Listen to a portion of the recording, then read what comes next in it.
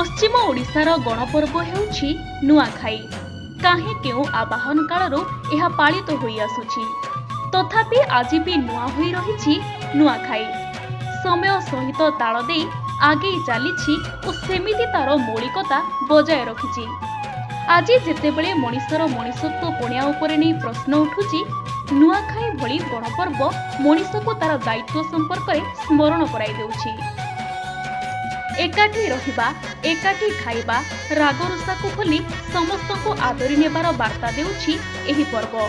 गोटिए परिवार, गोटिए गाँ, गोटिए समाजर कथा कहूछि ए नुआखाई। समस्त को एकाठी बांधि रखिबार मंत्र देई थाए एही पर्व।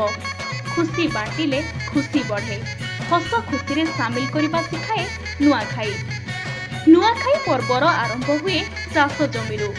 चाषी तार प्रथम अमल शस्य को समर्पण करिदिए निज इष्ट देवतांको पाखरे। माँ समलेई, माँ माणकेश्वरी, देवी सुरेश्वरी पाखरे नवान्न भोग लगी हेबा परे घरे घरे समस्ते एकाठी बसी नवान्न सेवन करती। जीए जेउठी जेते दूरे थिले भी सेही दिन एकाठी होई नवान्न खाई बड़ मानकु जुहार करी आशीर्वाद नहीं थांती। स्नेह, प्रेम, भाईचारार वार्ता देउथिबारु आज भी नुआ होई रहिछि नुआखाई। पवित्र नुआखाई अवसर में द उत्कल मीडिया तरफ नुआखाई जुहार सह हार्दिक शुभेच्छा और शुभकामना।